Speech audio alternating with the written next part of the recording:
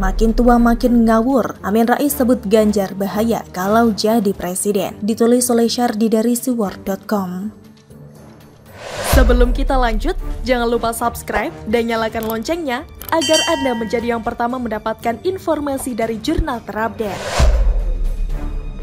Amin Rais tampil sebagai tamu di channel Akbar Faisal Uncensored dan bicara soal Capres.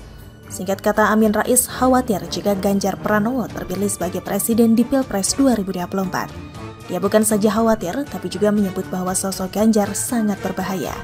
He is the continuity of the present regime. Katanya, penerus dari rezim saat ini, begitulah yang dia maksud. Bagi Amin, sosok Ganjar adalah sintesa Jokowi. Saya tidak lihat di tokoh lainnya karena itu dia berbahaya, katanya. Bahaya? Bahaya bagi Amin Rais kali. Bahaya bagi eksistensinya sebagai politikus tua. Dasar nggak pernah ngaca. Kekuatan endorse-nya sudah loyo. Ya ini ibarat berlagak jadi influencer besar tapi tidak berefek apa-apa. Jual obat di pinggir jalan, keluar-keluar seharian sampai kerongkongan sakit dan ludah mengering. Tapi yang beli cuma satu orang, itu pun cuma beli seharga 5.000 perak. Kakek tidak laku, tapi masih berlagak dan arogan. Amin Rais sebenarnya cuma ada satu hal yang paling dia khawatirkan. Dia takut kalah ketiga kalinya. 2 kali dia dukung Prabowo, dua-duanya kalah. Kalau nanti dia kalah lagi, dia akan diberikan penghargaan tertinggi atas pecundang politik terhebat abad ini. Hat-trick kalah beruntun. Saya malah berharap Amin Rais terus merasa kalah seperti ini seumur hidupnya. Biar dia merasakan sendiri bagaimana menjadi pecundang selama hidup. Melihat dia bertingkah sebagai anak-anak, rasanya pantas bagi dia merasakan kekalahan tersebut. Anies itu sedang miskin elektabilitas meski sudah didukung oligarki gede di belakangnya. Jor-joran bagi-bagi undian agar masyarakat hadir menemui Anies. Bakar duit tapi tidak ada hasilnya. Jadi saran saya kepada Amin Rais adalah segera kibarkan bendera putih sebelum kalah ketiga kalinya. Kalah 3 kali sangat menyakitkan. Lebih baik mengaku kalah ketimbang jadi bulan-bulanan netizen yang kadang kelewat sadis. Sudah tua, tidak baik dibully terus-terusan. Amin Rais mau melawan takdir sebagai gelandang politik. Kutukan ini mungkin tidak akan hilang seumur hidupnya. Itu adalah kesialan akibat perilakunya di masa lalu. Kalau Anies memang ditakdirkan jadi presiden, maka terjadilah, meski halangannya banyak. Tapi kalau bukan takdir dan rakyat tidak menghendaki, mau jualan agama dan jualan Tuhan pun tetap tidak akan berhasil. Mau kasih janji surga, kafling surga, mau jualan partai Tuhan dan partai setan, mau ancam pakai kerak neraka pun, tetap tidak akan jadi. Apalagi kalau Amin Rais selalu berpolitik atas dasar dengki dan dendam. Sampai kiamat pun dia akan jadi pecundang politik. Mau bilang Anies adalah pahlawan penyelamat bangsa, tetap saja rakyat sudah sadar. Justru kalau Anies jadi presiden, negara ini dalam bahaya. Anies juga akan sintesa dari oligarki yang ada di belakang Anies. Terlalu munafik malah bikin orang muak dan semakin menjauh. Yang waras tidak akan pernah memilih siapa yang dipilih Amin Rais dan PKS. Gila aja menyerahkan negara ini ke tangan kelompok yang tidak becus. Kalau mau negara ini aman dan sentosa, jangan pilih pemimpin yang didukung oleh kelompok seperti Amin Rais, PKS, dan komplotan penjual agama yang suka berburu nasi bungkus gratis. Sudah tua, umur makin tua, tapi kelakuan makin tidak tahu diri. Tiada hari tanpa bikin gaduh dan merengek layaknya bocah. Gejala post-power syndrome sangat terlihat jelas dalam diri Amin Rais. Sekarang dia kepingin jagoannya menang Pilpres, supaya dia bisa merasakan euforia kekuasaan. Kalau tidak bisa makan steak, setidaknya bisa mencium baunya, sudah bersyukur. Rusak negara ini kalau diisi oleh orang seperti Amin Rais, yang didukung dia pasti satu frekuensi. Kalau Amin Rais saja bisa separah itu, berarti Anies kurang lebih sama. Yang berkumpul selalu satu frekuensi, jarang yang antitesis bisa saling berkumpul, kompak dan bersatu. Siapapun presidennya rasanya tidak terlalu masalah, asalkan tidak jatuh ke tangan orang-orang seperti Amin Rais. Asalkan bukan Anies, yang dibutuhkan saat ini adalah orang-orang yang cinta NKRI, yang berani melawan kelompok intoleran yang mau mengacak-acak negara ini. Memang maunya kita adalah yang setara atau bahkan melebihi Jokowi saat ini. Tapi kalau standar minimum, setidaknya bukan Anies. Bagaimana menurut Anda?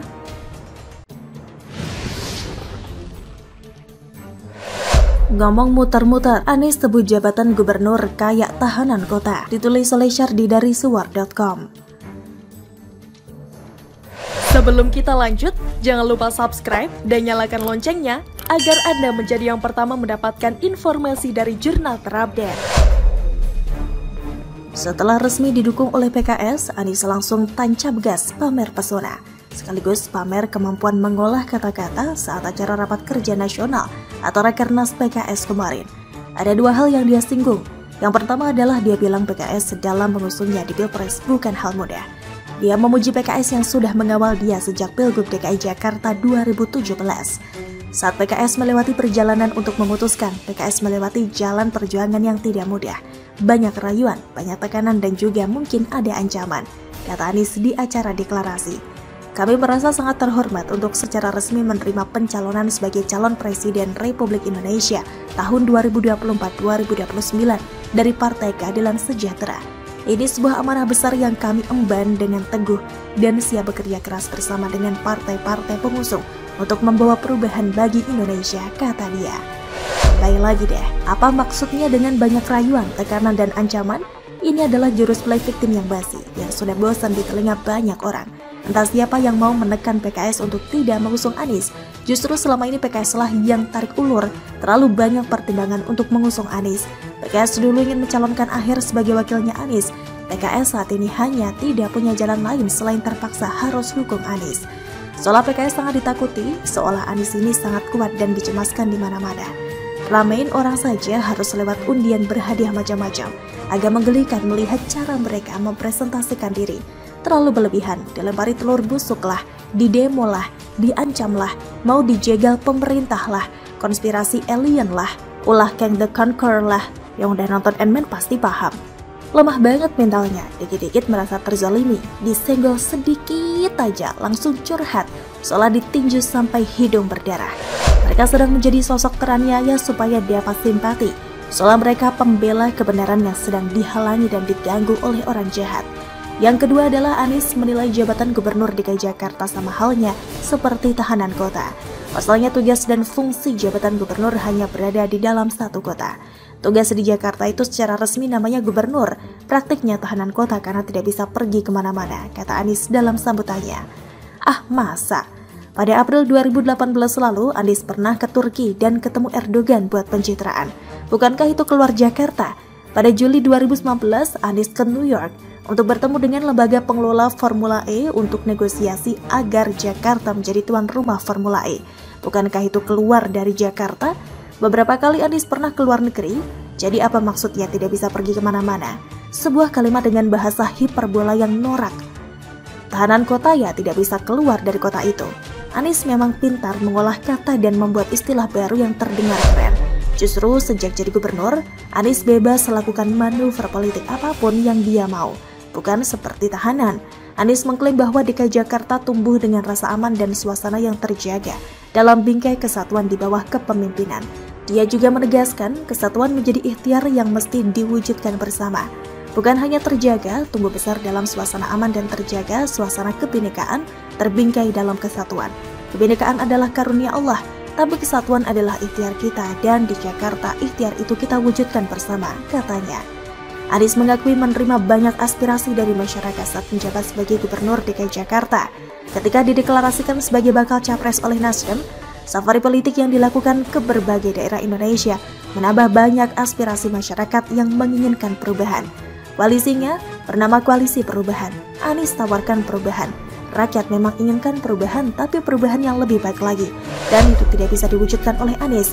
Spesialisasi Anies adalah membuat kemajuan menjadi sebuah kemunduran, mengajak-ajak apa yang sudah rapi, dan menghancurkan apa yang sudah bagus.